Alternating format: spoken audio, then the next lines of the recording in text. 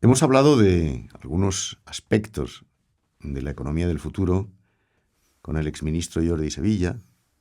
Hemos hablado también con el empresario Juan Cruzado, presidente de la Fundación Juan Cruzado, pero nos faltan flecos.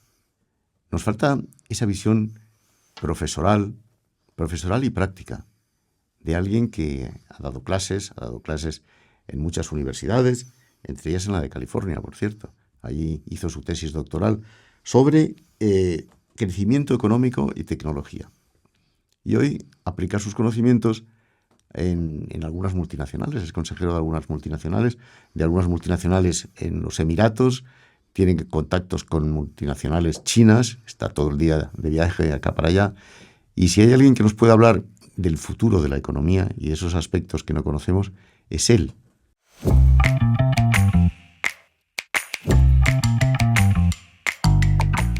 Es Antonio Miguel Carmona, antes político, candidato a la alcaldía de Madrid, pero ya todo eso queda olvidado. Ahora es Antonio Miguel Carmona el gran economista, el gran teórico y práctico de la economía. Don Antonio. Muchas gracias por esa presentación. Bienvenido a nuestro podcast. Estoy encantado. Que sepa la gente que yo he venido sin saber a qué venía y a ciegas. Y eso lo hago con muy poca gente, lo hago con Fernando Jauregui exclusivamente. Pues muchísimas gracias. Esto para mí es un honor, de verdad. Entonces, ¿qué nos va a pasar? Porque aquí hemos vivido la época de las criptomonedas, que ya eso se ha pasado, ¿no? Eso ya no existe, ¿no? Un país que no invierte en tecnología no tiene ningún futuro. ¿Eso significa que España no tiene ningún futuro? Si no invierte en tecnología, no. En los libros de texto de la historia económica somos un last comer, que significa el último en llegar. Pero hemos llegado. Pero esto de las criptomonedas, ¿qué tiene que ver con esto? Porque es nuevas tecnologías. Entonces, fíjate, yo no leí la tesis doctoral en la Universidad de California, pero la empecé en la Universidad de California y me especialicé en crecimiento económico y innovación. Muy sencillo, una pequeña lección modesta de economía. Un economista ruso, Kondratiev, descubrió que había ondas largas, que había épocas de expansión, recesión, depresión, expansión, recesión, depresión. Keynes demostró por qué había esas ondas, por la inestabilidad de la inversión. La inversión es aumento de capital, crear fábricas, crear empresas y otras cosas. Entonces, el consumo no es inestable, porque usted no come el doble al día siguiente. La inversión es inestable, lo sabemos los españoles. Hemos pasado de construir 300.000 pisos al año a pasar a cero, o sea que es inestable la inversión. Eso genera los ciclos. Y a largo plazo, ¿por qué? De eso decía Keynes. ¿Por qué es inestable la inversión? Schumpeter, que es un economista austriaco, dijo por las innovaciones tecnológicas. Cuando se innova la máquina de vapor, crece la economía de la revolución industrial. Y cuando ya todo el mundo tiene máquina de vapor, decrece, como decía Keynes y Kondratiev. Llega la innovación del petróleo, ¡pum!, crece el motor de 4 tiempos. Cuando el teléfono, crece la economía. Por lo tanto, los países que innovan crecen, los países que no innovamos no crecemos. Por eso crece China, por eso crece Estados Unidos, por eso no crece España a largo plazo tanto como ellos. Pero me está usted dando una lección de economía magistral, pero no me ha contestado a mi pregunta. Oiga, ¿puedo invertir en criptomonedas o no invierto en criptomonedas porque eso ya es ruinoso? Puede ir a un casino y jugárselo en el casino a rojo o negro. Tendría las mismas probabilidades que invertir en criptomonedas. Yo invertiría en empresas solventes, especialmente en las nuevas tecnologías y en la inteligencia artificial. Las criptomonedas es una forma alternativa de hacer. Claro que a veces los bancos centrales funcionan como criptomonedas, ¿no? Hay tanta deuda, tantos dólares en deuda, que tanta deuda en los Estados Unidos, que el dólar es una moneda bastante debilitada. Pero las criptomonedas no deja de ser un casino. Yo no invertiría nunca en criptomonedas. Eso es lo que yo quería saber. Entonces, ¿qué va a ser de nosotros? Porque las bases económicas sobre las que asentaba el viejo sistema de Bretton Woods, esto ya ha saltado en pedazos hace mucho tiempo. Le he propuesto al gobierno chino, al gobierno precisamente, hace un mes, ahora vuelvo otra vez a reunirme con el gobierno chino, crear un Bretton Woods 2. En 1944 se reunieron muchos países, especialmente 2 grandes economistas, Keynes y White. Por cierto, White luego se demostró que era espía soviético, Keynes no, en el que se instauró un nuevo orden para que no hubiera fluctuación de las monedas de forma histérica. Usted deprecia la moneda para exportar más o para fomentar el turismo, como hemos hecho a veces macarramente los españoles y otras naciones. Entonces, tiene que haber estabilidad de las monedas. Para eso se creó Bretton Woods II en 1944 en los Estados Unidos, en una localidad que se llamaba Bretton Woods, y en un hotel que estaba en esa localidad. Ahora emerge China como segunda potencia mundial, con 18 billones con B de dólares de PIB, frente a 23 billones de dólares de los Estados Unidos. China, ¿por qué ha crecido? Por las innovaciones tecnológicas, de nuevo, porque ha fomentado las innovaciones tecnológicas. No estoy discutiendo el régimen político chino, no lo mezclemos. Los europeos siempre somos tan eurocentristas que mezclamos todo. ¿Pero qué es ese Bretton Woods II? Que en estos momentos la relación... Con hegemonía china, por cierto. Una concatenación nueva, otra pequeña y modesta lección de economía, modesta y humilde. El que diga que sabe economía, la E con mayúscula, es que no ha leído suficientemente. Los chinos exportan mucho más que importan. La balanza comercial con España es de 1 a 7. Con Estados Unidos es de 1 a 4. Nosotros somos peores, de 1 a 7. Ingresan tanto dinero que invierten en el exterior, que son capaces de invertir en tecnología. Tienen un yuan que debería ser muy revaluado precisamente por las grandes cantidades de reservas que tienen. Con lo cual tenemos que llegar a un acuerdo para que el yuan y el dólar se puedan equilibrar en términos de balanzas comerciales. Esto es muy importante, porque si no, las depreciaciones, las variaciones del tipo de cambio pueden afectar enormemente a la gente. El euro es una moneda local de un banco central relativamente local comparado con la Reserva Federal o el Banco de China. Por lo tanto, tiene que haber estabilidad porque si no, no jugaremos todos con la misma baraja. Fíjese, los españoles hemos sido capaces en los años 60 de depreciar la peseta para fomentar el turismo, para que vengan turistas y abaratar nuestra economía, y luego apreciarla después. Hemos sido capaces de depreciar la peseta para poder exportar más. Esto no es legítimo. Usted tiene que exportar más para siendo más competitivo, no porque deprecie su moneda, porque además empobrece a su población. Con lo cual, los países tienen que tener estabilidad monetaria, para lo cual tiene que haber una conferencia internacional. Yo le he hablado con los gerentes más importantes de los bancos de inversión de los Estados Unidos. Yo he hablado con quien mueve el capital. Yo soy de los convencidos, y esto va a sonar un poco prepotente, de quien no ha hablado con Morgan Stanley, como he hecho yo, con JP Morgan, con Morgan Sachs, perdón, con JP Morgan, Morgan Stanley y los bancos de inversión más importantes de Estados Unidos y dos más, Bank of America, se me estaba olvidando, para mí es el más importante y el que más acierta en su servicio de estudios, no sabe hacia dónde se mueve el dinero. Y el dinero se mueve hacia las nuevas tecnologías. Por eso está creciendo tanto la economía de las grandes compañías tecnológicas. Por cierto, que son un poco tramposas, ¿no? Bueno, los periodistas estamos muy enfadados con algunos de ellos. Bueno, acaba de la Asociación de Periodistas Independientes ha denunciado a Meta, sí, porque están quedándose son poderosas. Los poderosos a lo largo de la historia suelen hacer trampas. No son poderosos por hacer trampas, pero cuando son poderosos suelen hacer trampas. Y esto es, yo estoy con ustedes, evidentemente. Primero, no me atrevería a decir otra cosa delante de usted. Y en segundo lugar, lleva razón en la demanda que le han puesto a Meta para poder compensar que hacen publicidad con lo que usted escribe. Con esta emisión que estamos haciendo, imagínese que lo coge Meta o Facebook y hace publicidad y gana dinero con eso. Pues le deberían dar una parte a usted. Eso se puede hacer en Estados Unidos, se puede hacer en Europa y eso lo combaten los periodistas.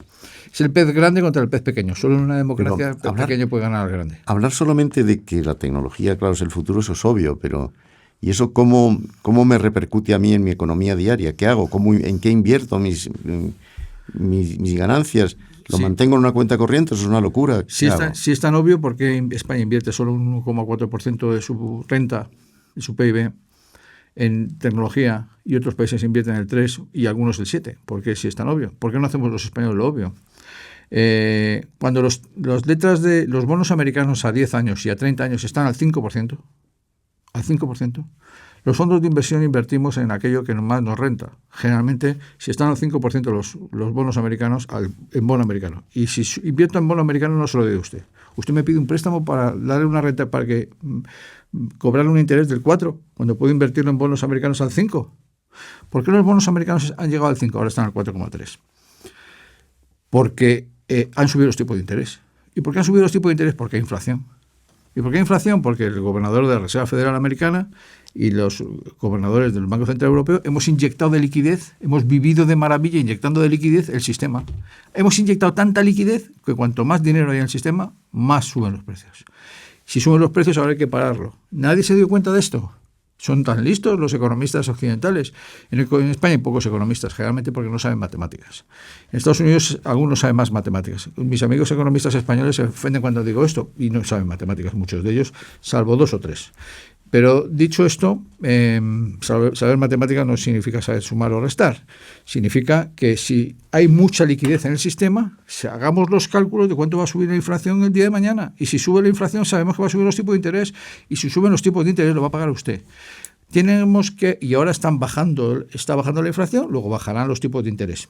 Si bajarán los tipos de interés, ¿quién paga esa subida de tipo de interés? Los consumidores, los que han pedido un préstamo, y las pequeñas empresas que han pedido préstamos, y las grandes también, y usted para comprarse un piso, o sus nietos e hijos para comprarse un piso, que tiene que pagar más cuota. Entonces, ¿qué hay que hacer en el futuro? Aguantar la respiración. Bajará la cuota que tenga que pagar dentro de 1 año y medio o de 1 año, porque están relajándose ya los tipos de interés. Pero usted ha pagado durante estos 3 últimos años o 2 últimos años más cuota por su piso, por la irresponsabilidad de muchos políticos de haber inyectado liquidez y haber seguido viviendo de liquidez. España tiene déficit público, gastamos más que ingresamos, pedimos prestado y ese préstamo lo hacen con inyecciones de liquidez del Banco Central Europeo. Ahora lo estamos pagando en cuotas y en inflación. A ver, me está usted diciendo que no haga nada. No. Eso de aguantar la respiración, esperar.